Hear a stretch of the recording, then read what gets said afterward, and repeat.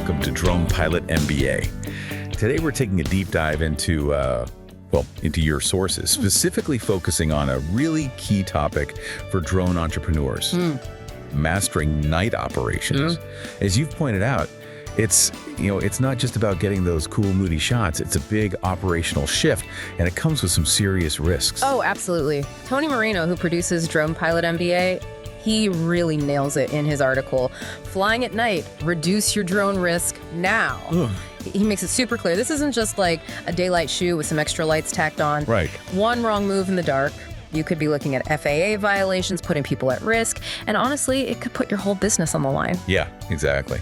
So our mission for this deep dive is really to unpack Tony's risk mitigation framework, the one he's tested out. We want to get into how it helps you stay compliant, keep control, and maybe most importantly, if you're running a business, stay profitable.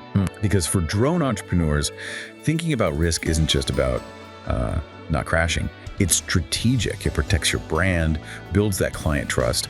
It's really about making safety your edge, your competitive advantage. And what's fascinating, I think, is how Tony breaks it all down into 3 stages, right? Pre-flight planning, then the active flight execution, and finally the post-flight wrap-up and debrief. Okay. It's this structured approach that helps turn those potential problems, those liabilities, into something solid, a competitive edge. Right. That makes sense. Tony has that great line, night missions are won or lost before takeoff. So, okay, let's start there. Before the drone even lifts off, what are the absolute must-dos? Okay, foundation first, FAA compliance. You absolutely have to verify your Part 107.29 waiver. That's your night ops permission slip. Basically, make sure it's active, make sure it's valid. Right. Then you need to document your night visual line of sight training and log the mission, intent, time, date, location. It sounds like paperwork, but these are legal necessities. They protect you. Okay, compliance sorted. Then there's the actual place you're flying.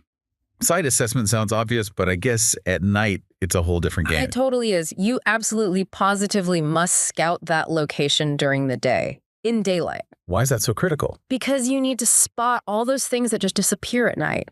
Power lines, tree branches sticking out, antennas, maybe even bodies of water or like uneven ground that your flight app won't show. Oh, okay. It really makes you stop and think, what surprises is the darkness hiding that you'd only catch when the sun's up. Yeah, good point. Okay, beyond the site itself, your gear needs to be ready for the dark too, right?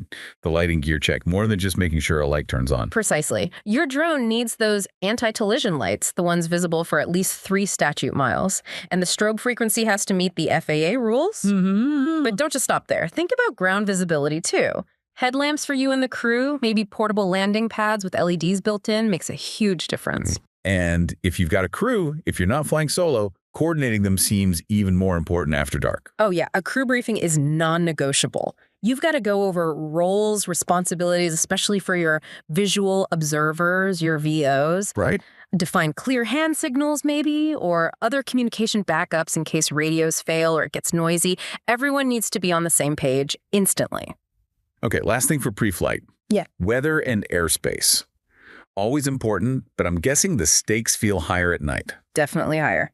Night flying means you're relying more on the drone's sensors. So fog, even just moisture in the air, unexpected wind gusts, they can really mess with things like altitude hold or the return to home function. Yeah. And always use LANC for that instant airspace authorization. Plus, double check the NOTAM's notices to air missions for any surprises like, temporary obstacles or flight restrictions that pop up. Okay, so we've done all the planning meticulously. We're on site, ready to go. But Tony warns that once you're actually airborne, that margin for error gets super thin. How do we stay sharp during the flight itself? It starts right from the takeoff. Make it controlled. Use spotlights to visually confirm your immediate area one last time. And here's a really interesting point Tony makes. Keep manual control for that first minute or so.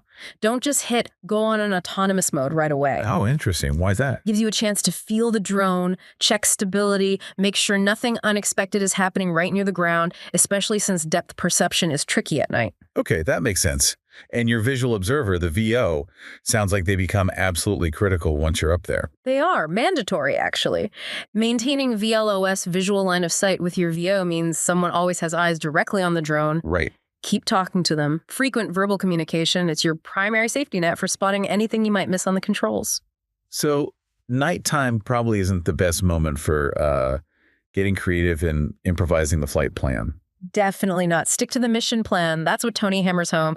You should have predetermined your altitude ceilings, your camera moves, even your return to home points. It kind of raises the question, right? How disciplined are you going to be sticking to that plan when maybe the conditions change a bit or visibility drops? Discipline is key. And batteries. Yeah. Always a thing, but maybe even more of a concern at night. Yeah, what's fascinating there, and maybe not obvious, is that cold night air drains batteries faster than you'd think. Right? So you have to watch those levels even more closely than usual. Don't push your luck for that last shot. Good tip. And forgetting the actual shots, Tony really emphasizes using manual camera controls. He does. Because automatic settings, they'll likely struggle or fail in low light. You need to take over. Slow shutter speeds, manage your ISO carefully, stabilize those shots really gradually. Okay. It's where the art meets the technical challenge, you know? Requires patience and skill. And then bringing it back down safely. Controlled descent and landing. What's key there? Light up your landing zone clearly. Announce you're coming down, either over comms or just verbally to your VO, and land gently. Like we said, depth perception at night can really fool you. It's a small detail, maybe, but easy to misjudge and end up with a harder landing than you intended. Okay, drone's down, footage looks good, but we're not done yet, according to Tony. He says the risk isn't over just because the flight ended. What does he mean? He means that both your expensive gear and your own improvement depend on what you do next. First step, secure your equipment right away. Get the drone stowed safely in a clean, dry case. And here's something important. Check everything carefully. Props, arms, the gimbal. Look for subtle damage. Because a nighttime landing might hide things. Exactly. Things you might not notice immediately, but could cause a failure next time. And if there's any condensation, any dampness, make sure you dry everything out before packing it away. Protect that investment. Makes sense. And then there's the data and the thinking about it part. Yes. Log the flight meticulously. Record all the details, battery performance, GPS tracks, temperature, anything weird that happened, any anomalies, notes on communication.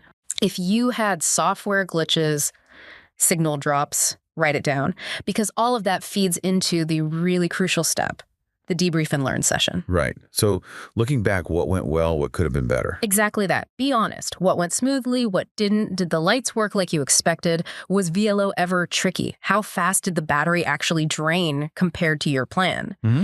Tony kind of implicitly asks here, how honest are you going to be with yourself in that debrief? Because that's the feedback loop. Use it to update your own night flight SOP, your standard procedures, refine things for the next time you fly at night. The goal is always to be better, safer, more efficient. That constant improvement loop. Okay, so Tony's final word in the article is pretty stark. Night flights are not forgiving. He emphasizes trusting the process, not just the tech. Yeah, and if you connect that to the bigger picture, what he's really showing is that if you have that solid risk mitigation strategy, night flying stops being just a scary liability. It actually becomes a competitive advantage for your drone business. He boils it all down to that mantra, right? Plan well, fly smart, debrief relentlessly. Plan well, fly smart, debrief relentlessly. That whole approach, the planning, the disciplined execution, the meticulous review, honestly, it feels like a blueprint for success way beyond just flying drones. It really makes you wonder, doesn't it? Yeah. In your own life, maybe in your business, where else could applying that same mindset, plan well, fly smart, debrief relentlessly, give you an unexpected edge? Something to maybe chew on. Be sure to read the full article and much more at aerialnorthwest.com. Thanks for joining us, and keep on droning.